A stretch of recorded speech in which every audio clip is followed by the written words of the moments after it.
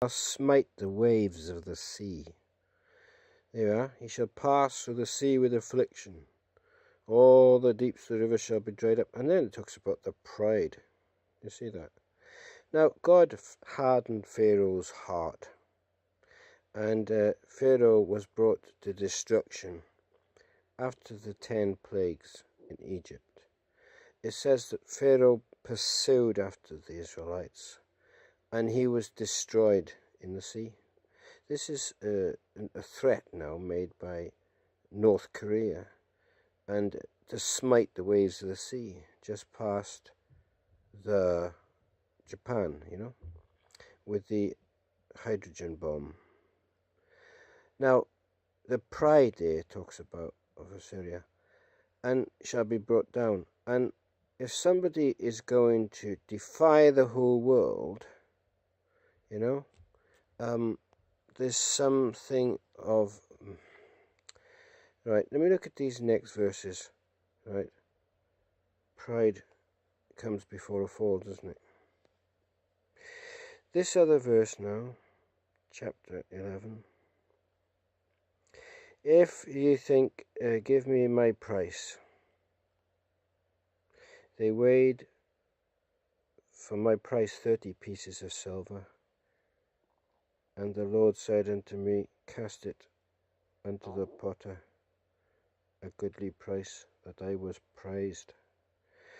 Jesus was sold for 30 pieces of silver, and Judas Iscariot cast them, as it says here. And he was betrayed. And it says in the Bible that,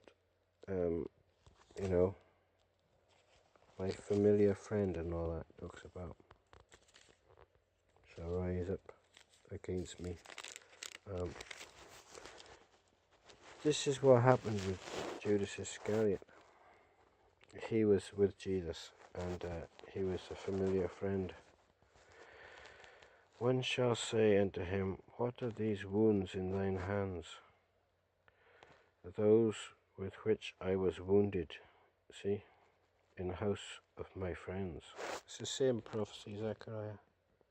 Jesus was wounded in his hands and in his feet.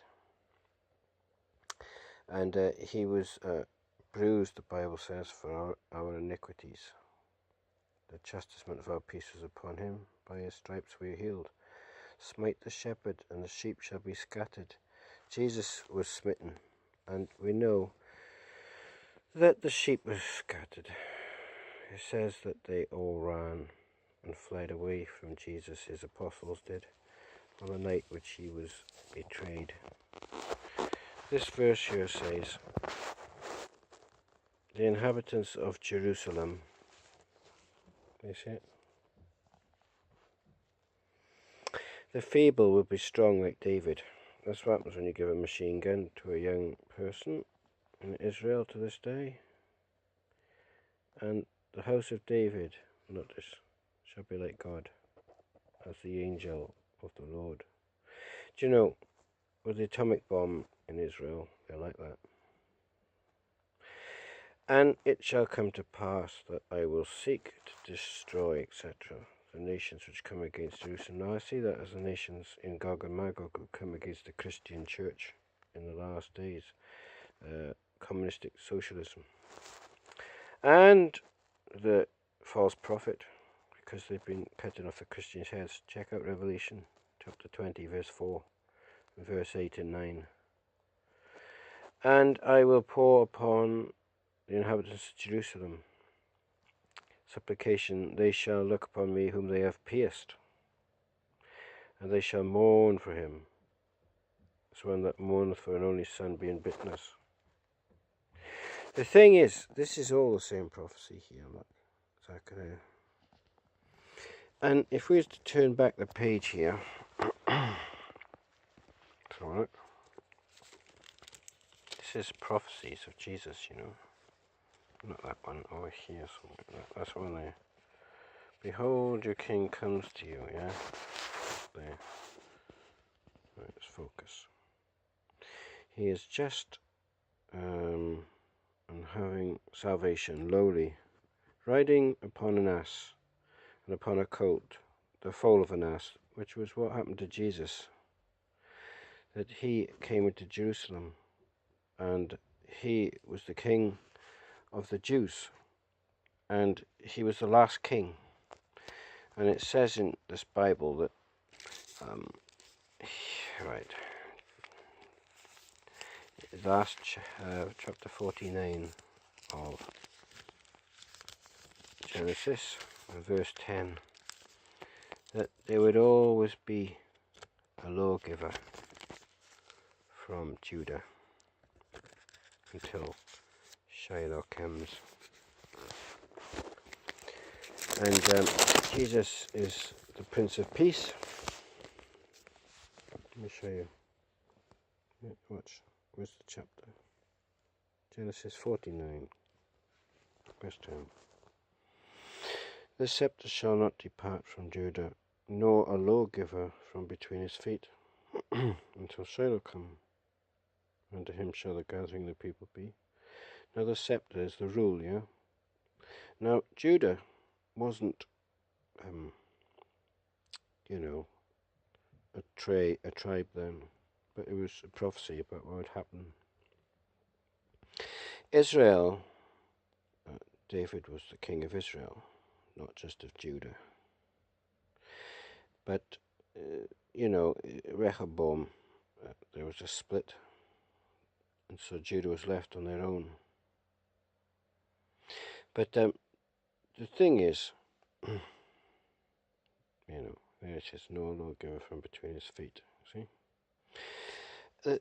Until Jesus came, after David, okay, there was always a king until Jesus came. Then what happened is there was 4 governors after Herod. Then there was only 4 governors, yeah. So the thing is, Jesus was the last king of the Jews. And if we look at another verse, Genesis, Exodus, Leviticus,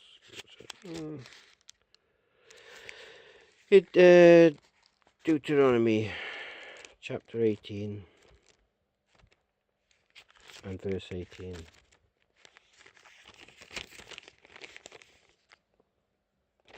This again. Here. Chapter 18 and verse 18.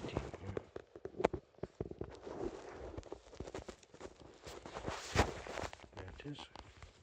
We'll focus on that. What does that say? I will raise him up a prophet from among their brethren, like unto thee.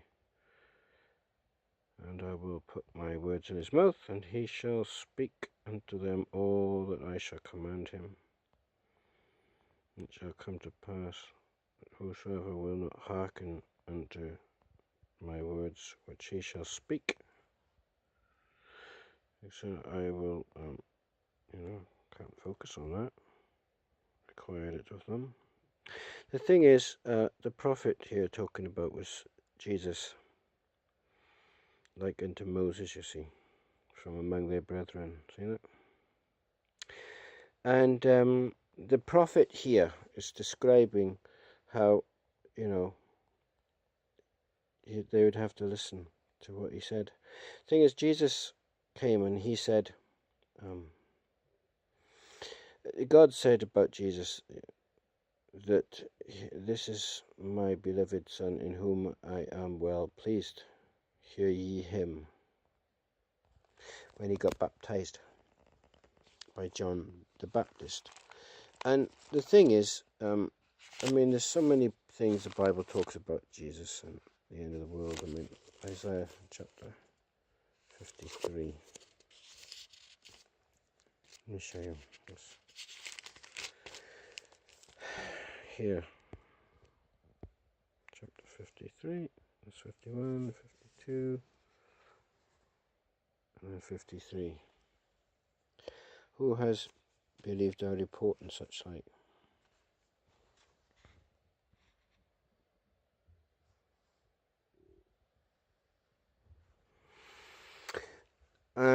And to whom is the arm of the Lord being revealed? Right here. He shall grow up as a tender plant. There's no form or comeliness, etc. It's a prediction about Jesus. No beauty that we desired him. Jesus never stood out, from the crowd like that. In fact, they thought he might have been 50 years old, actually, when he was just 30 odd, because of his constant fasting. And because, he was always healing the sick and all that. So. He is despised and rejected of men, a man of sorrows, acquainted with grief. You see that? That's why there was no beauty. They thought he was not yet 50 years old when they spoke to him. We hid our faces from him. He was despised, and we esteemed him not. Surely he has borne our griefs and carried our sorrows. That's when Jesus on the cross. Smitten of God, afflicted. You see, it says that he stood between an angry God and sinners. And he was wounded there, see that, for our transgressions, he was bruised for our iniquities. The chastisement of our peace was upon him, by his stripes we are healed. All we like sheep have gone astray, we have turned every one to his own way, and the Lord has laid upon him iniquity of us all. And it says he was oppressed, and etc., led as a lamb before the slaughter, and the sheep before his shearers is dumb. Now, Jesus didn't open his mouth for his own defense when he was taken from prison, which is the next verse, from judgment. Who shall declare his generation? He's cut off out of the land of the living. The transgression of my people was he stricken. And he made his grave with the wicked. This is when he was on the cross, with the rich in his death, because he had done no violence, neither was any deceit in his mouth. Yet it pleased the Lord to bruise him, etc., etc. He is put into, okay, it goes on and on and on. All the cross, And then he shall see the travail of his soul, shall be satisfied. Therefore, etc., will divide him and all that. Now, this is all predictions and prophecies about Jesus. Psalm 22. What does it say, Psalm 22? There. Okay, Psalm 22.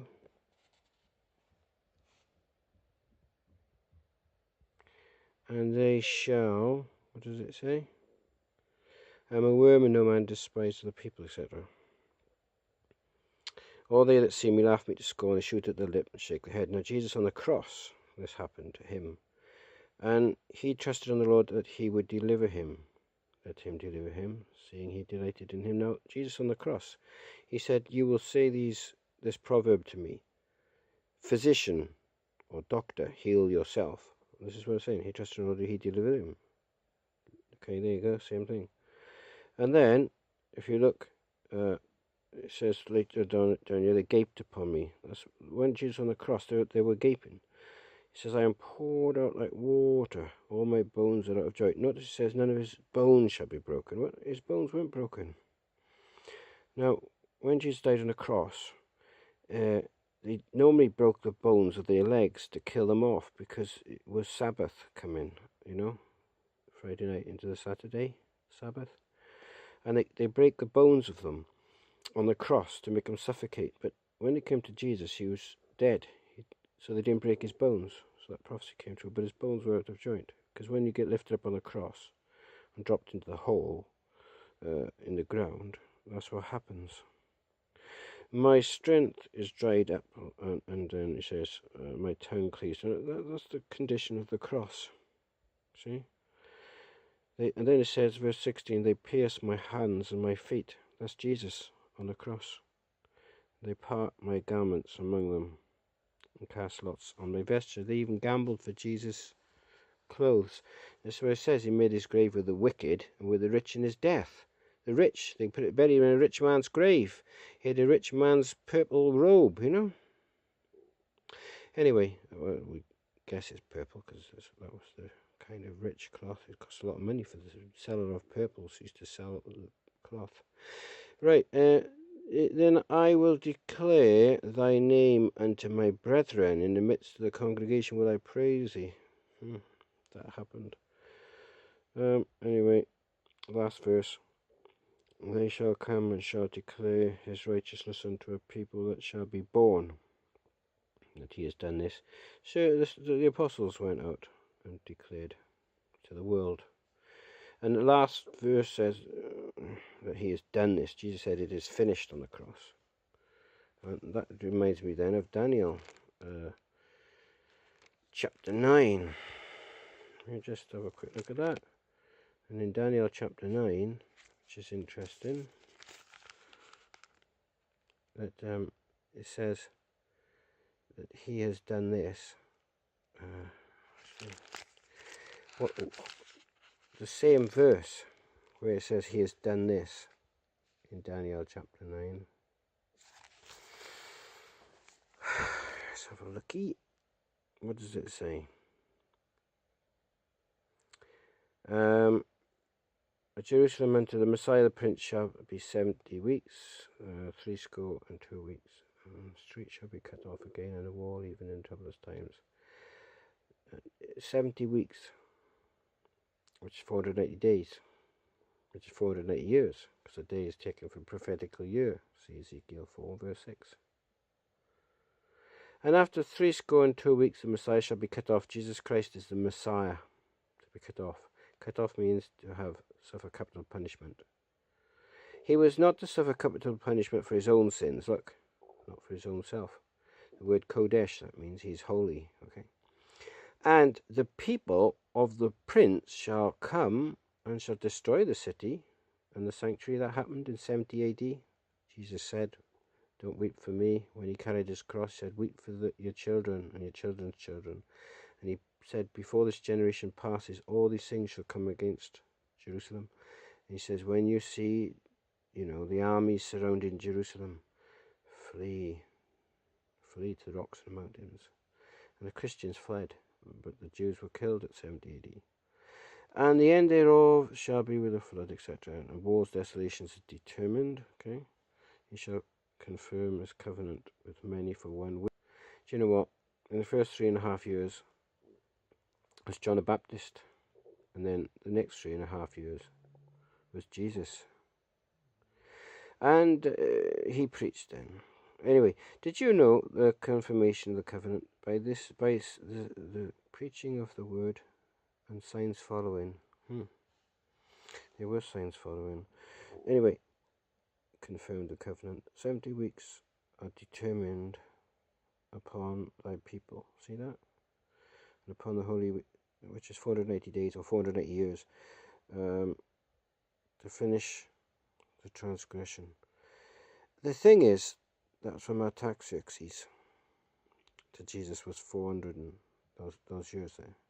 Okay, 70 weeks or 480 days, 480 years. To finish the transgression, to make an end. See that? Of sins. That's what I said, that he hath done this. Jesus said at the cross, it is finished, yeah? It is to finish the transgression, and to make reconciliation for iniquity, and to bring in everlasting righteousness, and to seal the vision of prophecy, etc., etc. It's all amazing, isn't it? Astonishing. The accuracy of the Bible, talking about what would happen in the last days and things. So, there's no excuse. Repent ye therefore, and be converted. Trust in Jesus today, and thou shalt be saved. And do not,